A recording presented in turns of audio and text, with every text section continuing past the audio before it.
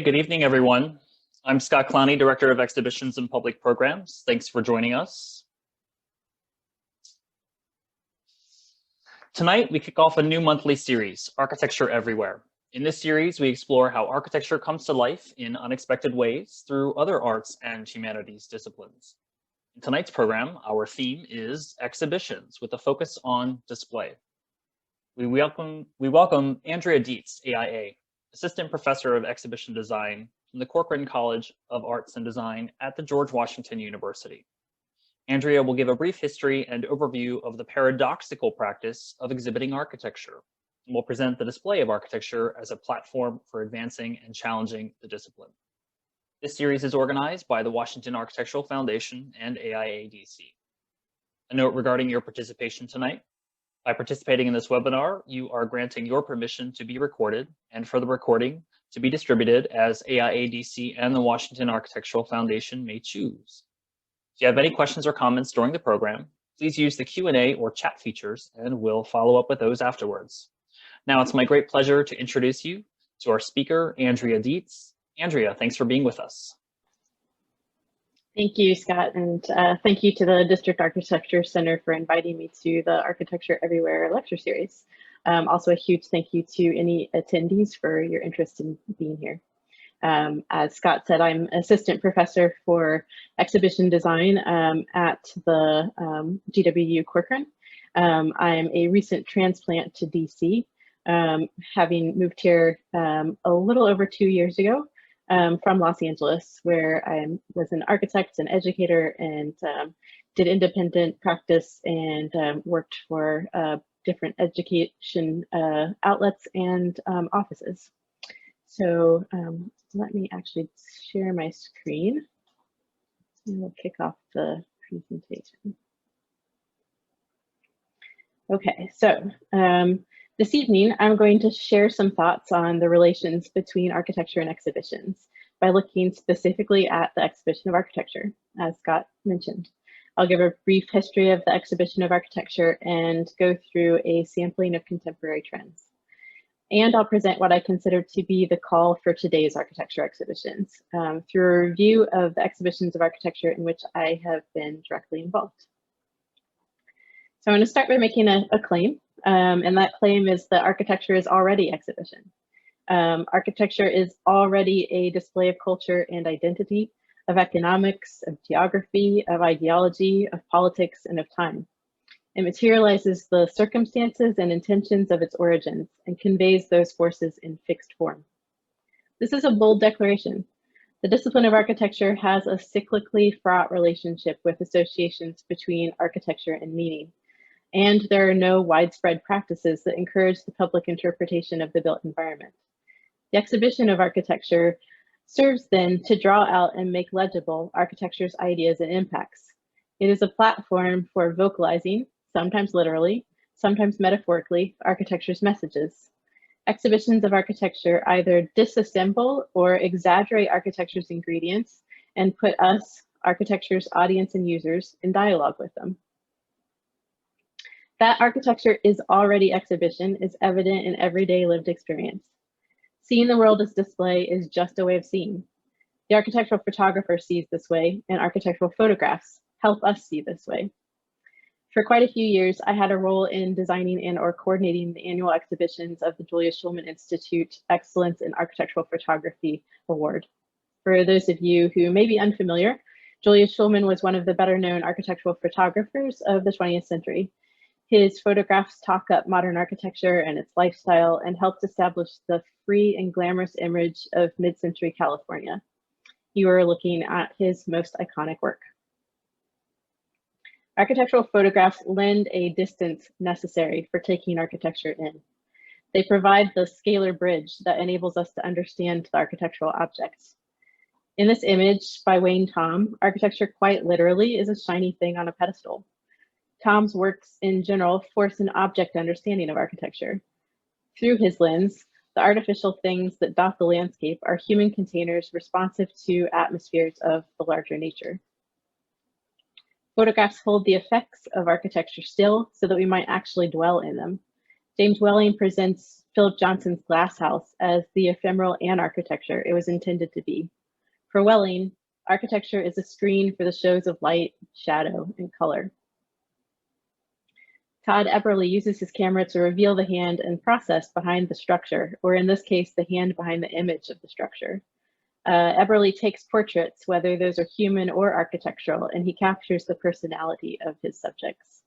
So this was obviously a double play on the Julius Schulman Award, with Julius Schulman standing with a photograph of the Neutra Kaufmann House, and Todd taking then the photo of the master of the photograph and the house all in one shot. Architectural photography is also a forensic and celebratory tool. Joanna Ireland's project to document the hundreds of varied works of Paul R. Williams is an effort in both finding the unique voice of and bringing recognition to a long under-recognized contributor to the built environment. Paul R. Williams was a Black architect in Los Angeles. He was the first Black person to become a member of the AIA in 1923 and was inducted as a fellow in 1957. He designed and built over 2,500 projects over the course of his career, and yet never won the recognition that many of his contemporaneous peers received. In 2017, nearly 40 years after his death, he became the first Black recipient of the AIA Gold Medal. Joanna Ireland began tracking down and photographing his works, projects that quite literally are the fabric of Los Angeles, in the years just before that gold medal was awarded. She is still photographing his buildings, establishing an archive of Williams' legacy and expressing the voice of his eclectic portfolio. Or in Benny Chan's case, the architectural photograph makes architecture make sense. It lays bare the architecture's inner workings, its assembly. Chan shows us a world perpetually under construction. He's not interested in the opaque and the finished, but rather the hidden parts and the engineering logics. He wants his viewers to understand what's behind the facade. Quite interestingly, he does the same thing with all of his equipment. He's trying to get into the inner workings of these things and has a number of works where he's just actually x-rayed the cameras and how they work. The architectural photograph drives home the realities of urban policy. Livia Corona Benjamin's camera captures the physicality of the Mexican government's housing strategy. For over 20 years, she's been documenting the federal residential developments of her native country as they take over once federal farmlands. Her images depict radical transformations from countryside to urban mass housing to the personalizations of individual residents over time. Architectural photography evidences the already exhibition nature of architecture. Architectural photographs frequently are the objects of architecture exhibitions. Architectural photography, in turn, embodies the paradox of the exhibition of architecture. To acknowledge architecture as an object of or on display requires either an intermediary or an exaggeration. By this logic, the exhibition of architecture can be grouped into two main types: exhibit-based and installation-based. Exhibits rely on scalar bridges, things like photographs and drawings, models, and fragments to communicate. Installations are full-scale productions that enhance architecture's qualities for impact. The history of the exhibition of architecture is a history of pushes and pulls across these formatting approaches.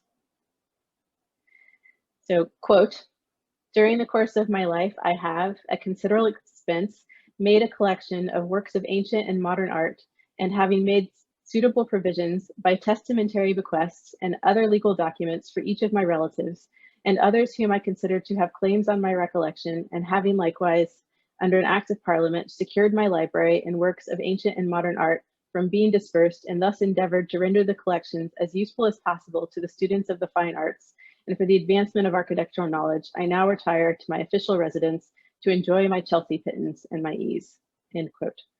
And with that, Sir John Soane conveyed his personal home and a substantial archive collection of architectural works to the City of London, which has since become an exemplar of the exhibition of architecture, one that blends the exhibit and installation approaches. Like this drawing showing all of Soane's works, who also was an architect, built between 1808 and 1815, which was drawn by the lead draftsman in Soane's architecture office, the House Museum treats the exhibition of architecture as a theatrical assemblage, creating an environment more about associations between disparate architectural conditions than any singular understanding. The house is both architecture, designed to create an experience of wonder and an interface for storing, displaying, and celebrating architectural fragments and representations. It mixes domestic and museological spaces, architecture and the decorative arts, in a deliberate confusion of typologies.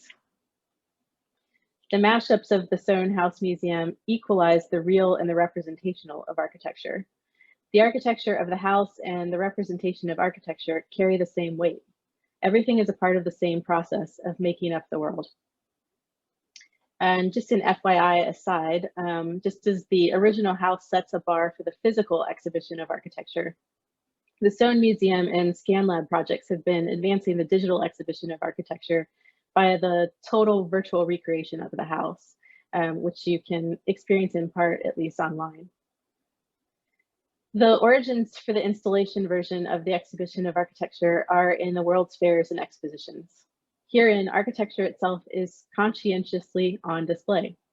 Architecture aware that it is a display, and it is architecture screaming, expressing its big ideas and most experimental inclinations loudly.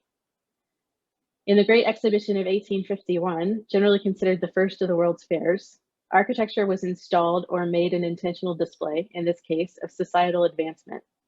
Joseph Paxton's Crystal Palace showed off the technological prowess and futuristic and open optimism of Britain, the host nation. The glass structure that housed all of the contributions of the individual nations to the event acted as a sort of metaphor for the totalizing ambition and reach of the British Empire. The competitive drive of the World's Fairs inspired tremendous advances in the structural arts and resulted in many of our most recognized national landmarks. The Eiffel Tower, built for the Exposition Universelle in 1889, was the tallest construction in the world for many years and remains a global icon. The impacts of the more contemporary World Fairs, while still tied to architectural experimentation, have been strongest in territories adjacent to the architectural. Zoe Ryan, in her book As Seen, Exhibitions That Made Architecture and Design History, recognizes the 1964 New York World's Fair as pivotal in determining the relationship between the digital and physical worlds. And in this, the 1970 Osaka Expo, as being informative of ongoing urban design strategies. When it comes to the exhibit version of the exhibition of architecture, all roads lead to the Museum of Modern Art. MoMA was the first museum to establish a curatorial department devoted to architecture and design in 1932. It did so with the launch of Modern Architecture International Exhibition, an exhibition both curated and designed by Philip Johnson. The Modern Architecture exhibition set the standard for the exhibit approach to displaying architecture. It determined the exhibition of architecture to be the presentation of scale models on pedestals and architectural drawings and photographs or renderings mounted on vertical surfaces.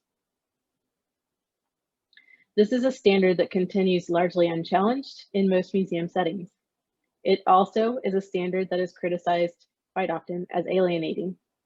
The isolation of architectural representation from its process and from its built outcome creates disconnects in architectural understanding, especially for those not familiar with the techniques. The encapsulated scale model tends to focus attention on the microcraft of that scaled thing, rather than the inhabitation implications of the architecture it represents. Architectural drawings, especially orthographic projections, are variably legible depending on who is viewing them. Renderings and photographs are more relatable, but they remain a stand-in for the actual architecture. As such, they convey information about the original, but also about themselves. The exhibit version of the exhibition of architecture inevitably is a compromise between the untranslated experience of the architecture itself and the readings of architecture through its remote depictions. Which brings me to some of the more recent approaches to the exhibition of architecture. Eco-museum is a term coined by French museologists Georges-Henri Rivière and Hugh de Varine in 1971. It describes a place formerly designated as an interpretive site. The Eco-museum, informed by parallel activities in the land arts at around the same time, is a critique of the institutionalization of knowledge sharing and a recognition of all material as cultural material. The first eco-museum, Nahuela, is an historically fictionalized immersion in the life of a remote 19th century French island community. And while architecture is a lesser player in this specific example, the concept of an entire habitat as display leads to rich appreciations of the already exhibition nature of architecture. The Cretto di Ghibellina, a land artwork that recreates the footprint of the Italian city Ghibellina that was completely destroyed in an earthquake in 1968, exaggerates the capacity of urban form to contain memory. So what you're looking at here are concrete casts of the footprints of the blocks of this once city. Within those concrete casts are actually remnants of the rubble of the results of that earthquake. The Center for Land Use Interpretation, or CLUI, is, quote, a research and education organization interested in understanding the nature and extent of human interaction with the surface of the earth. CLUI believes that the man-made landscape is a cultural inscription that can be read to better understand who we are and what we're doing, end quote. So one of my favorite CLUI projects is the blank plaques photographs in their Morgan Cowles archive. The images of empty signage before these open scenes is suggestive of the idea of a universal exhibition, of architecture that is already exhibition, of a world that is already exhibition. And in architect Amanda Williams' recent colored theory work, the derelict houses of Detroit are a palette for drawing attention to the forces that led to the destruction of Black communities and the remnants thereof. Recent turn of events and the development of the exhibitions of architecture then is the phenomena of museums adding whole pieces of architecture to their collections. An example, in 2016, James Goldstein bequeathed his famous house, the Sheets Goldstein residence, to the Los Angeles County Museum of Art. In this new reality, the exhibit and installation categories are revised. The architecture installation is the exhibit, and the museum is actually expanding its footprint out into the world versus the world taking over some of the responsibilities of the museum.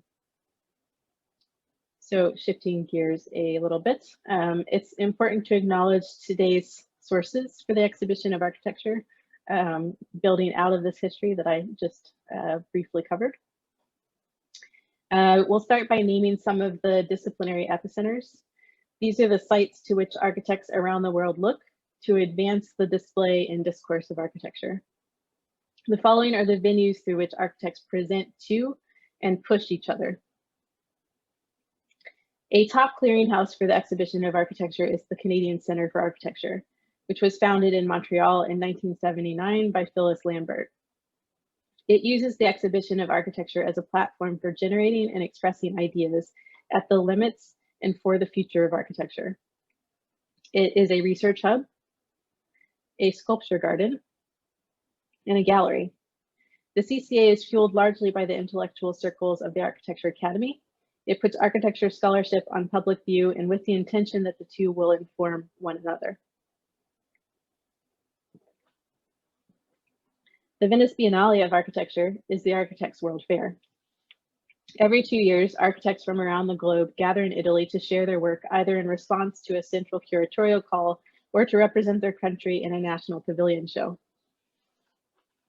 The event is an architectural competition of sorts, wherein top architects vie with installations to impress and for prizes. It also is a platform either for taking the temperature of the discipline, documenting the trends of the moment, or calling for change.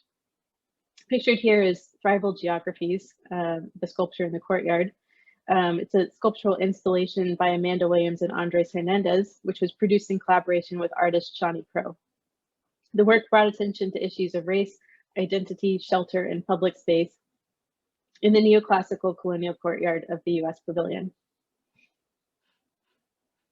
Another beacon for the exhibition of architecture is New York City's Storefront for Art and Architecture. Founded in 1982 by Kyung Park, the Tiny Gallery is a forum for experimenting with art and architecture and exhibition, for launching emerging voices, and for encouraging challenging ideas. Little more than a detour on a Soho sidewalk, the space creates an exhibit in and of the city. It plays with the already exhibition nature of architecture of the storefront and blurs those installation and exhibit lines. The Serpentine Galleries in London host one of today's more prominent installation happenings.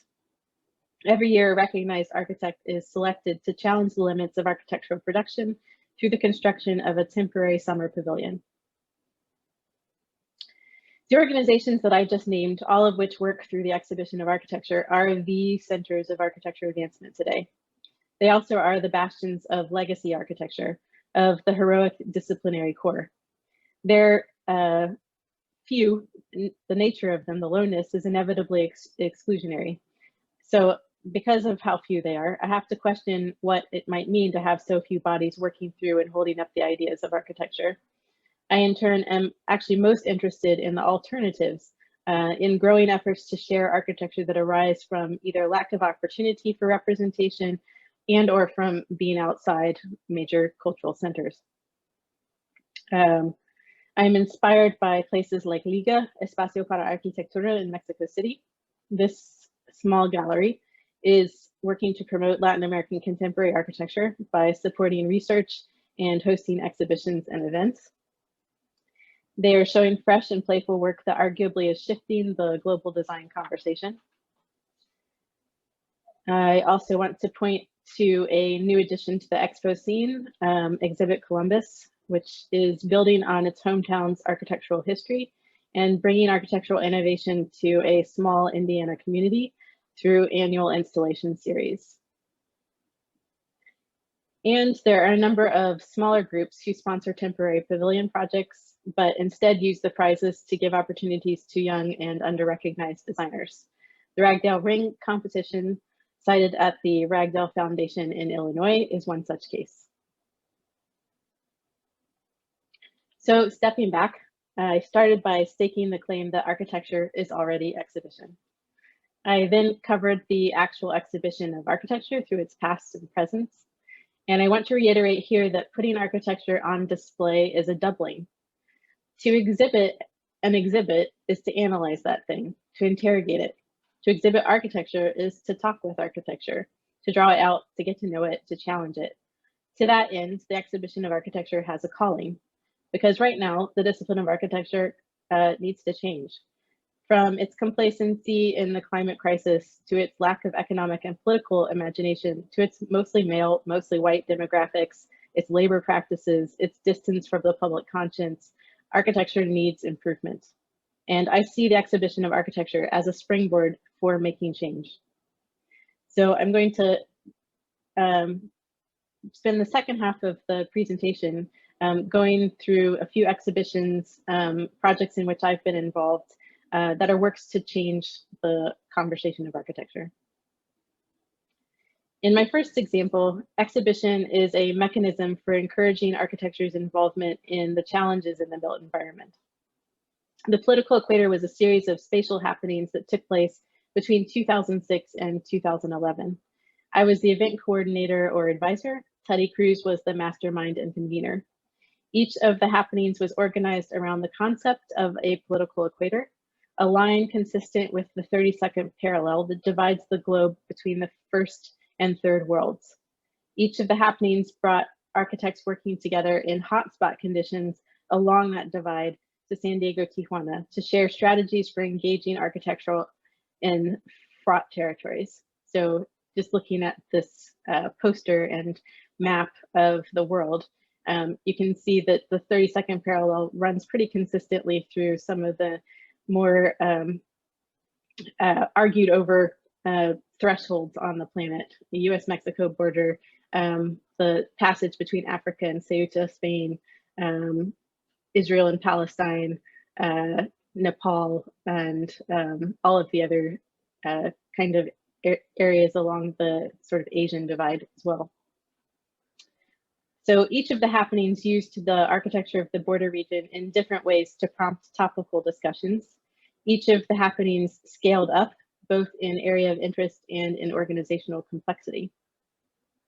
The first political equator used regional community centers as sites through which to experience and think through local and human concerns.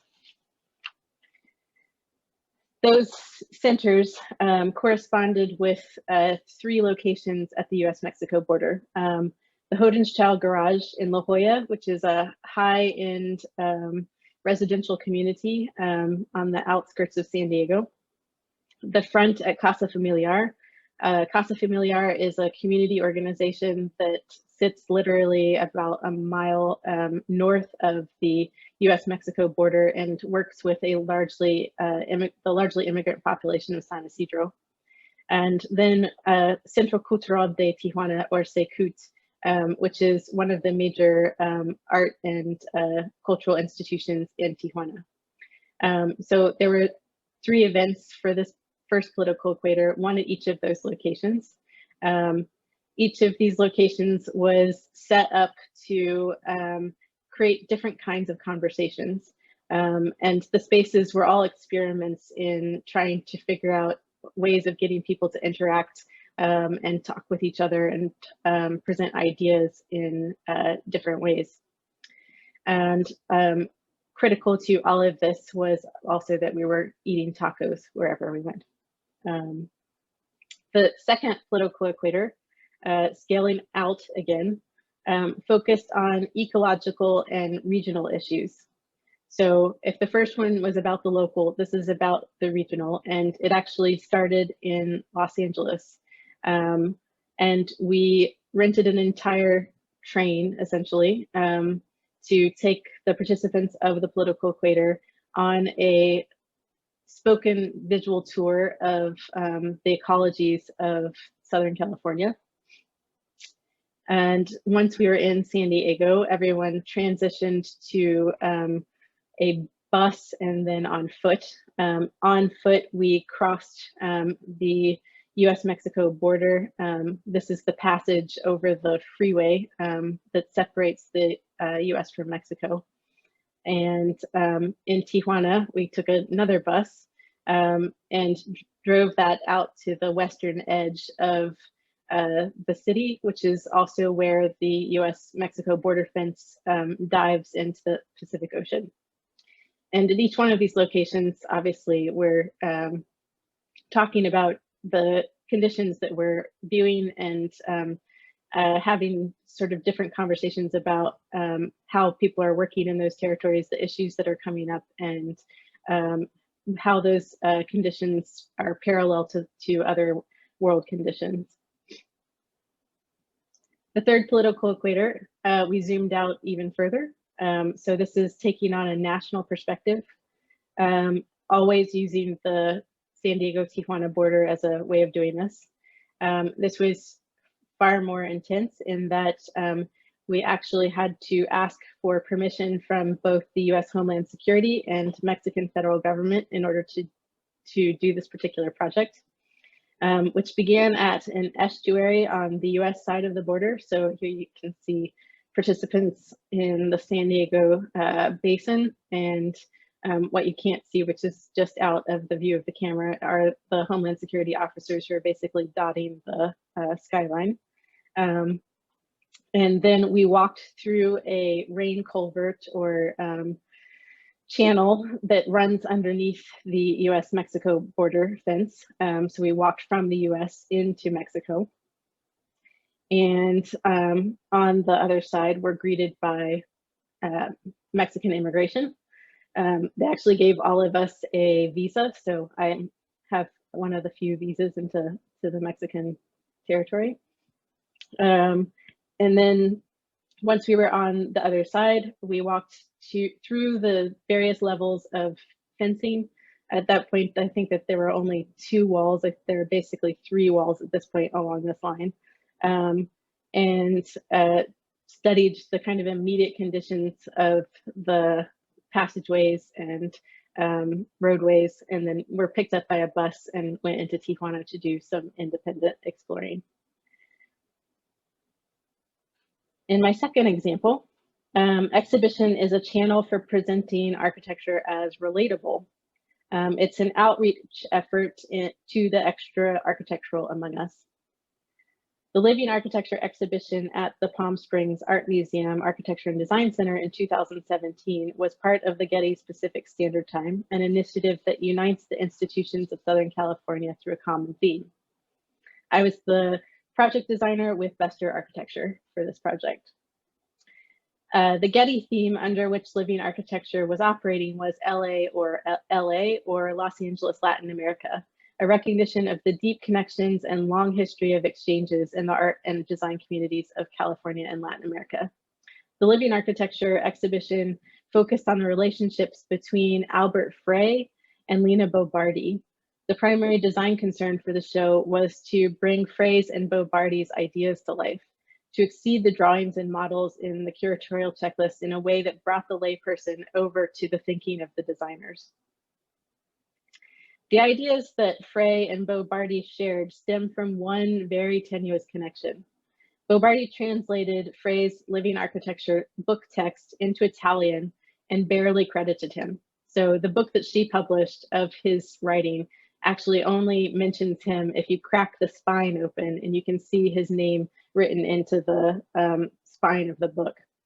The exhibition explored then how the two ideas from the text turned into unique careers, because they both took up these ideas very seriously. Frey was obviously writing about them from personal experience and coming to the conclusions about how he wanted to operate as a designer. Bo Bardi was enamored with these ideas and took them on in her own way. These images are depicting on the colored version, the left side, Bo Bardi's drawings of Frey's images, which are on the right, which are the black and white pen and ink drawings. And the work that they're doing is all trying to work through these ideas from this text over the course of their career. In order to show the designs and interpretations, the Bester design team looked past the exhibition objects and into each of the architect's records. The design for the installation borrowed from the atmospheres unique to each. So looking a bit at some of Bo Bardi's projects over the course of her career, this is SESC Pompeia. We're grabbing a lot of the organic forms that she's working into more rigid geometries from the architecture itself. We're also picking up on some of the colors and the textures. This is the Sorel house, where she's working sort of local regional ideas in construction techniques into more modern or contemporary forms. All of these things becoming central to her idea for what a living architecture is. And then her glass house, which was a personal house, where she's literally inviting nature into the center of the house and living in sort of harmony with the conditions of her local Brazil. And then this is her own personal studio. And all of these are basically showing an interest in architecture and nature and human and biological concerns as being on equal footing and integrating them. So there's a strong dialogue between human and nature for both of these cases. The difference is just the context. So here we're looking in Brazil. And then in Albert Frey's case, he's also working through these ideas of integrating nature and the sort of artificial of the human, but treating them as relatable and of the same systems. This is Frey House number 1, again, pulling out some of the geometries and the colors, the palette from his work. This is Frey House number 2, where again, he's just building literally directly into nature, inviting giant geological features into the house and letting the house kind of open out into the surroundings as well.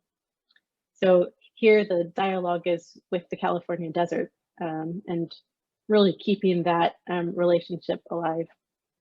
So this resulted in a palette and language for the exhibition and for understanding how the two really understood living architecture. and we worked to turn that into something experiential, and something that didn't require that the audience know how to translate the drawings and the models. They actually got to experience that system themselves. The gallery was organized as a two-part juxtaposition. This is an early sketch. On the lower right-hand side, assuming you all are looking in the same direction I am, was the entrance to the gallery. There's a little arrow down at the bottom.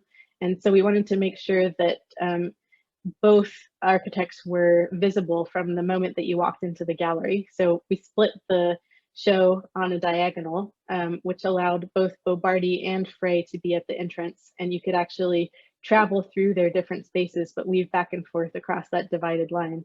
That divided line also kind of created a mirroring effect where the concerns of Bobardi mirrored the concerns of Frey, and you could see how they played out those different conditions in juxtaposition. The design worked through a kind of kit of parts as well, where the kit of parts played off of each other, one on each side. These are early sketches of what that kit might consist of. And then this is the final elements that actually went into the show itself. There are his and her versions of pretty much everything. And they created the compare and contrast that allowed the visitor to experience these different interpretations. So this is looking from the Frey side into the Bobardi side, and this is wholly on the Bobardi side. And my third example, exhibition is a space for architecture to explore interdisciplinarity and cultural exchange. It is a step towards making architecture multilingual. Tu Casa es Mi Casa was an experiential exquisite corpse sited between the Neutra VDL House in Los Angeles and Archivo in Mexico City in 2017-18.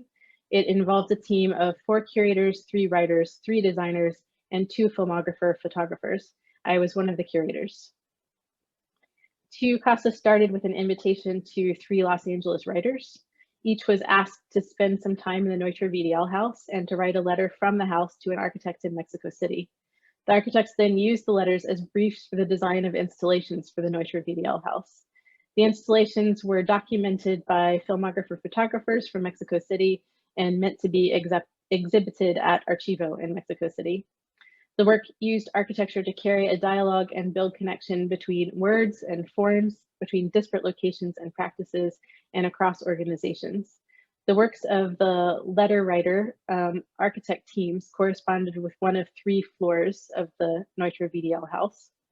On the first floor, the teams are David Ulan, who was an editor journalist, and Frida Escobedo, who has a fairly good-sized Mexico City firm. Katja Tailovich and Pedro Iguana were the second floor teams. Katja is an art writer, and Pedro Iguana are a Mexico City small studio, architecture studio. And on the third floor, we had Eris Janegian, who's a novelist, and Tezontle, who's a Mexico City artist and architect duo. Adam Weisman and Monica Nowens are the photographers of this show. So the images that you'll be looking at are theirs. On the first floor, David Ulan's writing spoke to the histories of the house through artifacts that carried the houses and its inhabitants' longings and memories. You can see here that the table is sitting against the mirror, so it looks like it's actually floating through that mirror. Sitting on that table, you can't quite see is a text, which was the center of this work. And that text is a book that was in the Neutra VDL House when it actually burned it to the ground in the 1930s. Or maybe it's the 1960s, I'm getting my dates messed up at this point, but it burned, and that book is one of the remnants of the fire. And so this is actually talking about the recollection of those memories that are held in the materials. The other thing that this particular installation was doing was dividing a otherwise rectilinear room along a diagonal using this mirror. And that mirror created a whole series of sort of layering effects where the room and the things that are in the room started to multiply and create this sort of echoes of time and space.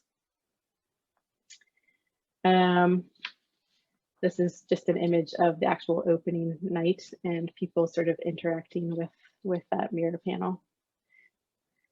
For the second floor, Katja Tajlovich's letter was written from the perspective of the domestic objects, or through notes left by Neutra in the domestic objects. Pedro Iwanez's installation in turn relocated domestic objects from the Archivo collection in Mexico City, many of which were telephones and radios.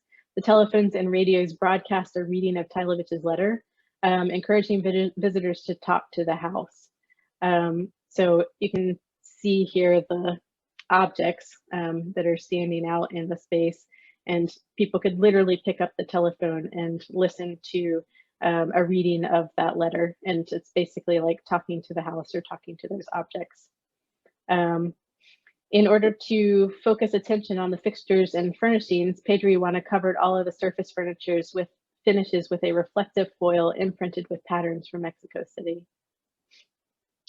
The third floor work by Tezontle, in response to a dystopian letter written by Erich Janigian, turned the rooftop lighthouse into a bunker. Janigian's letter foretold of a near future event in which the Neutra VDL would witness a burning of Los Angeles.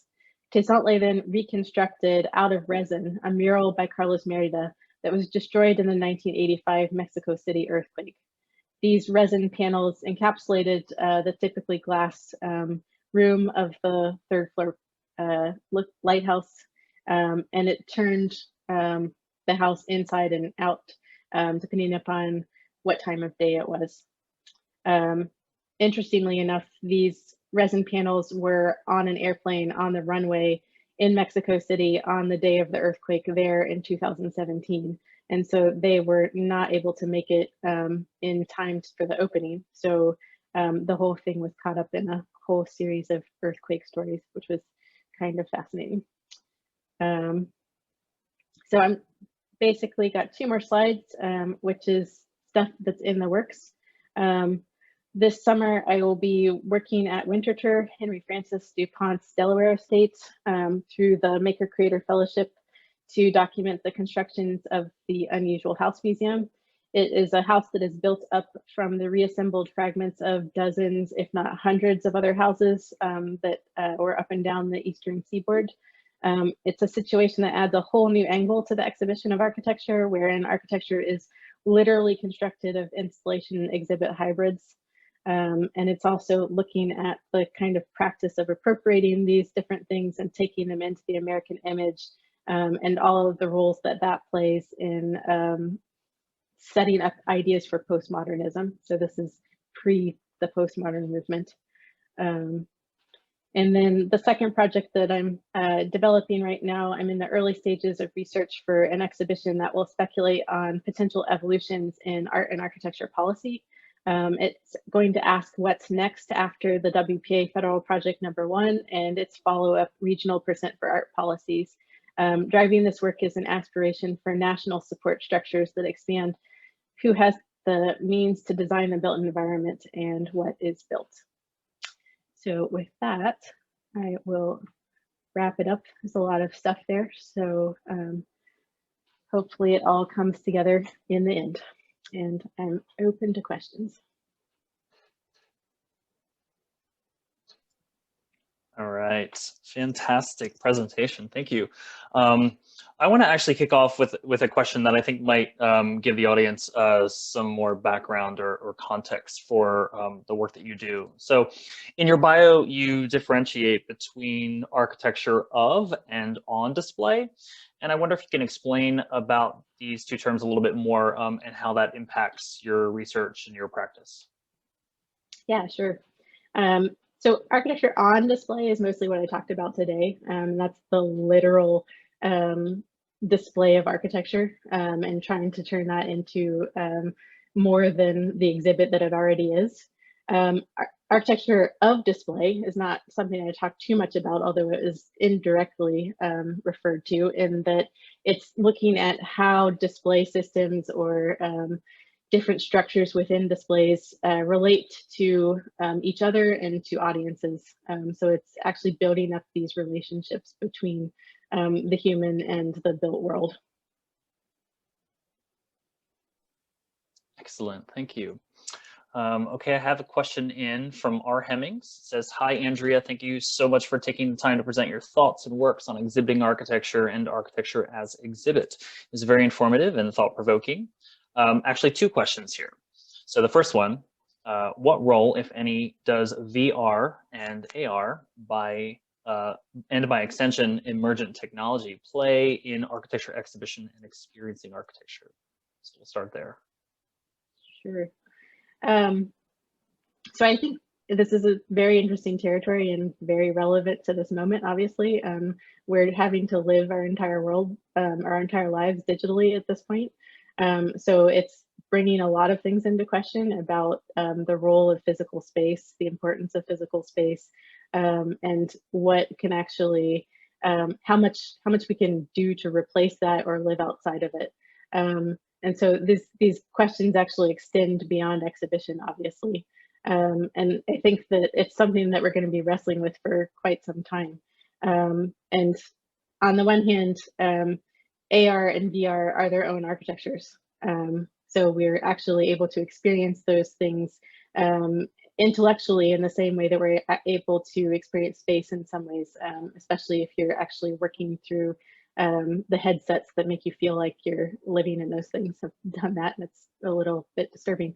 And then we've got the kind of version of the Sohn Museum, which I shared, which is actually taking that physical thing, scanning it, and turning it into something that is now digital. So there's a direct feedback between the physical and the digital there.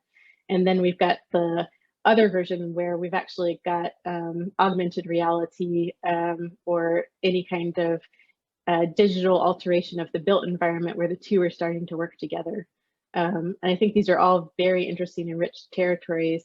And one thing that I think is actually super important for architects to think about, for all of us to think about, is how these territories work with each other, so that one isn't actually, so that they're not actually operating in silos, which I think could be a problem ultimately. So the real goal would be to actually start to think about how to integrate these together.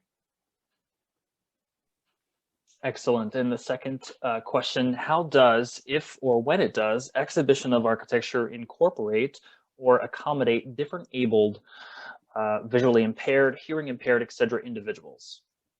Yeah, good question. I think that obviously VR and sometimes AR can be really helpful for those who are differently abled, especially physically abled. If they can't literally get to that location, this is going to give them an experience that they can't otherwise have. For the visually impaired, it's going to be tricky. I think that the real goal there, this is getting back to the earlier question about of and on display. So looking at the architectures of display, an interest here is actually trying to figure out how to make exhibitions more haptic or more work with the body more. And that's something that AR and VR are going to have a really hard time doing unless we're getting those sort of implants that let you like feel at the same time as you're seeing.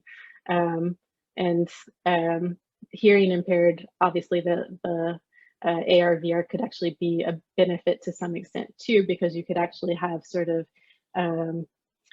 text accompany all of the space that you're walking around in and sort of explaining what's going on around you. So there's a lot of potential there for sure. A lot of things to work through too. All right. How has architecture exhibition changed within the context of museum venues from the standards set at MoMA to present times? So there is that consistent train. Like there are many exhibitions. That exhibition that I showed at the right after the Philip Johnson exhibition was another exhibition at MoMA in, I believe, 2017, and they're using many of the same strategies. So on some level, it hasn't changed. Like you can actually see it move consistently through with a lot of different museum approaches. However, because of things like expos and World's Fairs and biennales and things like that, those are the elements that are pushing the idea of more experiential versions of architecture exhibition. You're starting to see a lot more museums integrate that kind of thinking into their work. And I would also say that it's been a bit of a phenomena within the past 5 years-ish, maybe more, to have immersive exhibitions. And that's outside of architecture. So that's in general, the whole sense of having a kind of spatial immersion, which is a very architectural idea, is being kind of taken on by museums and exhibit spaces at large. The larger driver for that one actually probably being social media and Instagram and the draw of those things to be part of them. So competing interests, but leading to kind of similar outcomes. Yeah, so I want to follow up with with a question from that. So there isn't, given the different means of expressing architecture and the different scales of exhibiting architecture, is there a magic formula? What do you think really makes a great architecture exhibition, given what you know? I definitely don't think there's a magic formula. What I actually find most exciting about working in the exhibition of architecture, and I am an architect, and one of the things I found interesting about getting into exhibits or exhibitions period is that it's always experimental. And it is a constant platform for testing out ideas, and those are both from the kind of intellectual conceptual end all the way to the material and structural end. So the thing that I find most kind of compelling about working with them is that we get to try all of these things. For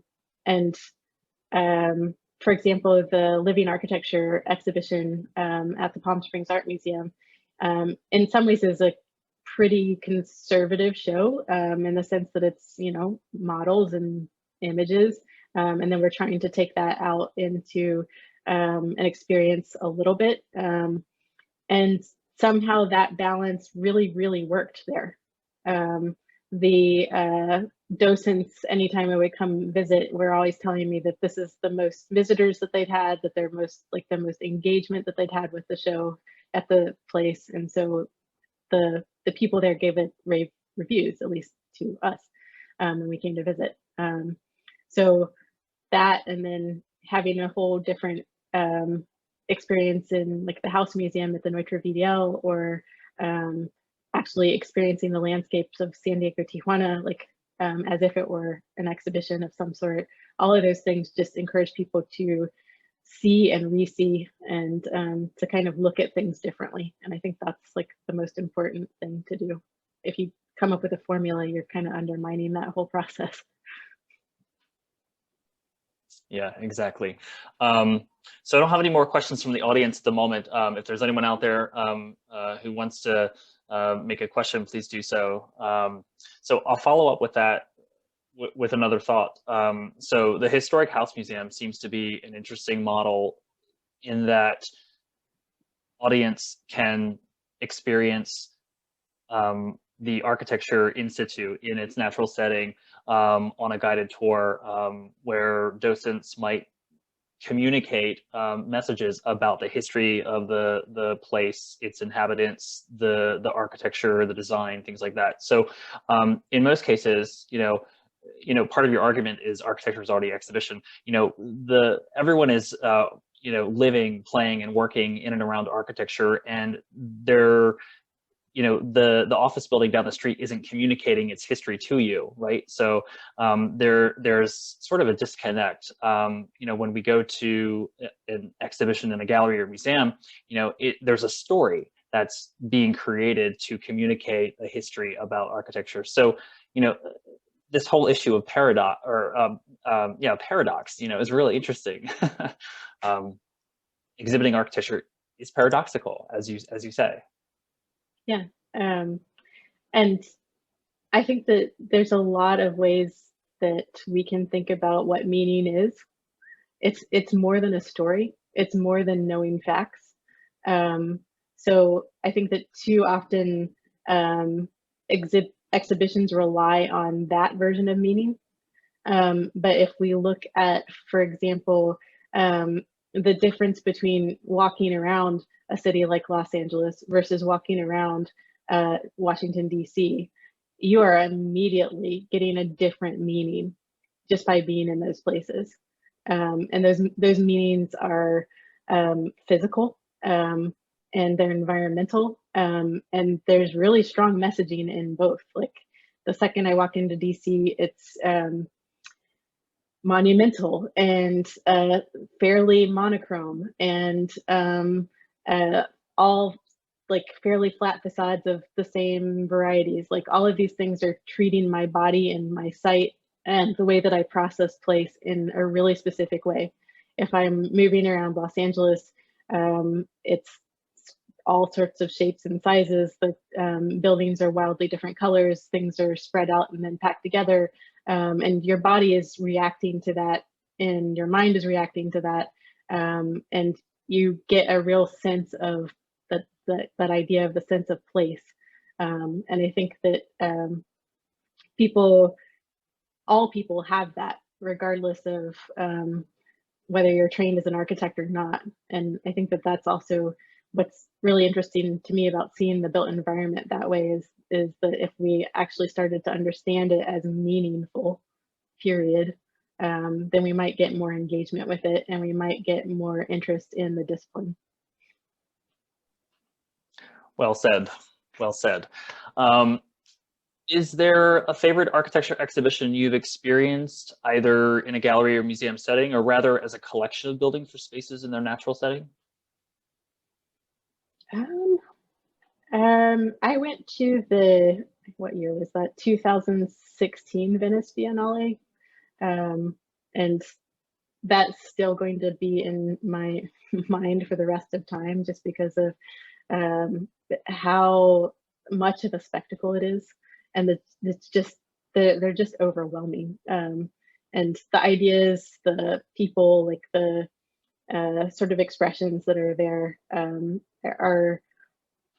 are flooring, and so it's definitely fascinating. I think that the trick with those is it's literally on an island in the middle of the Mediterranean, and it's just not seen by enough people. So like the question is how to get some of that stuff out and distributed so that other people are having those same sort of awe-inspiring moments. All right, so we're running out of time. I want to squeeze one more question in here.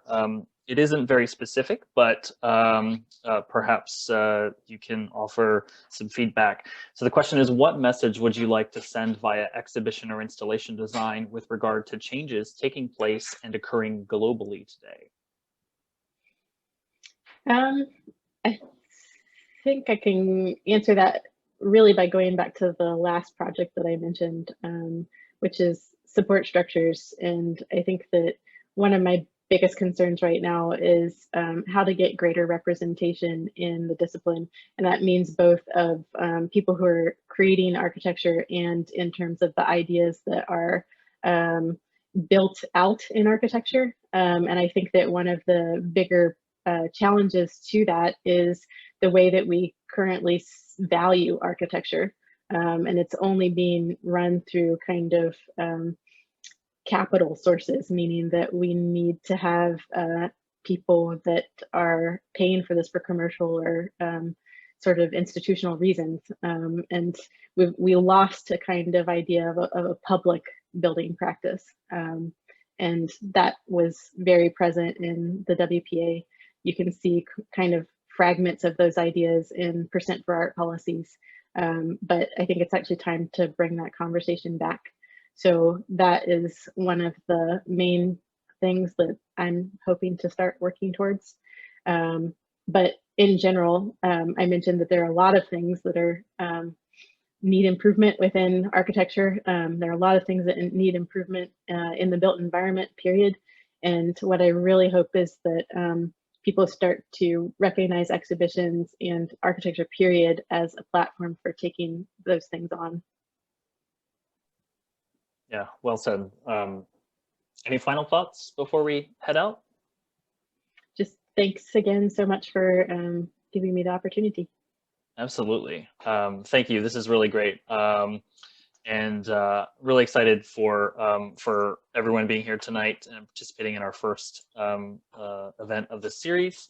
So stay tuned for our second program in the series, which will take place on Thursday, March 25th with Richard Guy Wilson, who is Commonwealth Professor Emeritus in Architectural History from the School of Architecture at the University of Virginia. In that program, Wilson will present Architecture and Edith Wharton's novels.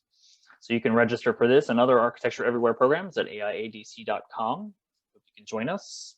So with that, thanks again, Andrea, really appreciate it. Thanks to the audience for being here. This concludes our program, and take care, everyone.